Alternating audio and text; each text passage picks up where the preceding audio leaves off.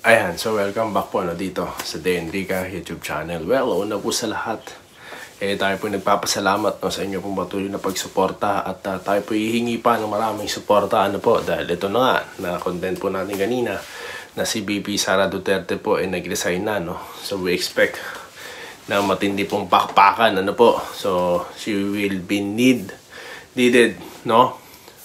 More support, no? Para sa mga DDS. Ayan. So okay, mabilisan po, no? Ito po, late reaction na po ito, no? Patungkol po sa naging mensahe, no? O sa panayam dito kay Davao City Mayor Sebastian Baste Duterte, no? Patungkol po dito sa kaalyado ng kanilang pamilya, no? Ng mga Duterte. Ito pong si Senator Bongo. Ayan.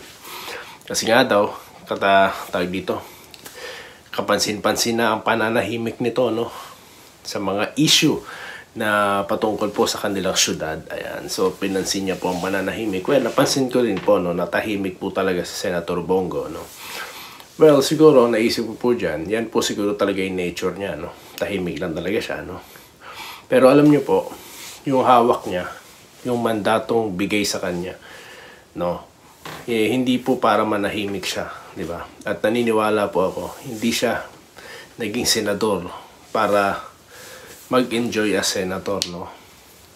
Nandyan po siya para maging lumaban po para sa, of course, sa ating sa karapatan ng mga tao, po. Particular na diyan sa kanyang syudad. 'Di ba? Dahil he will never be a senator because of the Duterte. Dahil sa mga Duterte, siya po yung naging senador at ito na po ang tamang panahon para naman, 'di ba? Siya, pakilos-kilos din, po. Lalo na napabalita nga, 'di ba? Nabasa ko po or napanood ko sa isang vlog, no, na yung kanyang pondo binawasan daw, 'di ba? So pinansin doon or pinuna yung pananahimik niya din, no? Kasi nga, kumbaga siya ang principal author tapos nanahimik lang siya. So ang tanong, meron daw ba, no, na kinatatakutan si Senator Bongo, no? Kaya nga po para sa akin dati, yung panahon ng election at si Bongo nga po ang ikinakampanya, no? Kahit po talaga 100% Duterte siya, no? At lahat nga po na suporta ng dating Pangulong Duterte sa kanya. Para pong nakukulangan ako, no? Una, wala siyang karisma.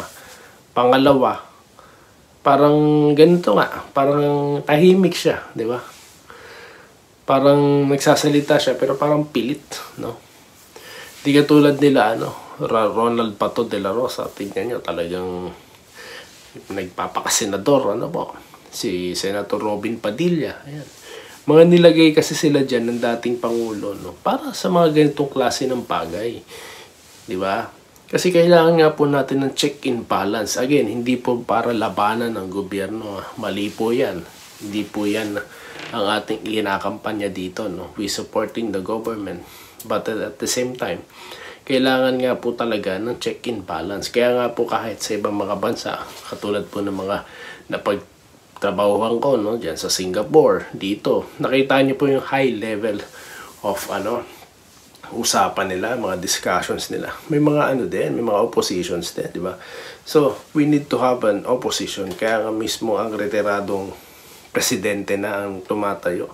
Kasi walang tumatayo na maging opposition. Kaya po, happy-go-lucky yung mga iba dyan sa pwesto, di ba? Dahil nga pati media, tahimik na rin. Kung paano silang bumabatikos noon sa Duterte administration, ngayon, tila tahimik na din. So mananahimik na lang ba?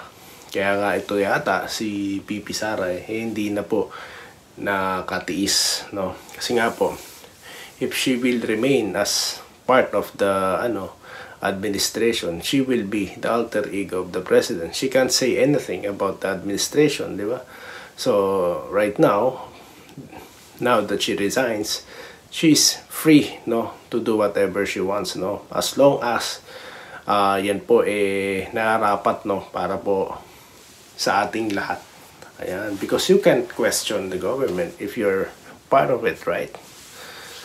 Di ka pwede po muna nun, pero ngayon kailangan nga po talaga ng tatayo para sa criticize for the to demand better services. Yan po yung pinangako sa tao di ba? So yan po yung inaasahan kay Bongo na magsalita. Kasi nga po, yan nangyari dyan sa kay OJC. Nananahimik siya. Yung mga pulis na tinanggal, tahimik din siya. Di ba? I never heard anything from him actually guys. So lalo nag-confirm lang sa akin nung nagsalita na yung mayor mismo, anak ng dating Presidente Duterte. Nakita niyo noon, very vocal siya.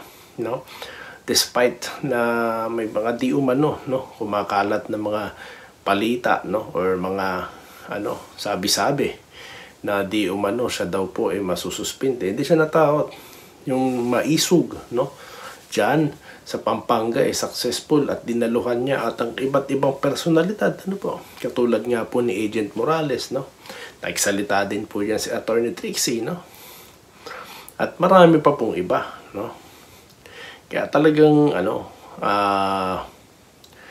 kailangan po talaga naman magsasalta, pero yung katahimikin niya, hindi po natin alam kung anong nasa isip niya. Or, ang tanungan ng ilan, may tinatago ka ba? So, you have to speak, Senator, Sabi nga ni Senator, ni President, or, ang gulo na, dami ko na naisip. Sabi nga po ni Mayor Duterte, may panahon pa, it's never too late, di ba? To speak up, to say something, or, di ba? Again, not to fight the government, but magsalita ka sa mga issue ngayon, di ba? Hindi pwede po nananahimik, guys. Dahil sabi nga po ni Draymond Green, de joke lang. So, yun nga po, dapat talaga, kapag magsasalita tayo, magsalita tayo sa panahon dapat magsalita pag may napuna ka, lalo na napakarami pong impormasyon na dumarating sa kanya dahil siya po ay sitting senator, Tayo nga lang po nasa malayo, May mga napapansin na tayo, Di ba? Wala akong direktang contact, wala tayong puting ahas. Di katulad ni Maharlika. Di ba? Wala tayong mga ganun, pero parang may napapansin tayo as you go along scrolling kayo ng mga balita, there is something kaya lalo na siya as a senator, di ba? So abangan po natin ang response na yan ni Senator Bongo dito po sa naging pahayag ni Davao City Mayor Sebastian Baste Duterte at ang mga kaganapan po dyan sa politika natin, lalo na't nag-resign na po sa gabinete bilang Vice Chair ng LTF-LCAC at ng Secretary of Education ng Kagawaran. So yun lamang po ang ating naging topic ngayon at magkita-kita pa po tayo sa mga susunod na content dito lamang po sa Day Enrica YouTube channel. Muli, maraming salamat po sa inyong lahat.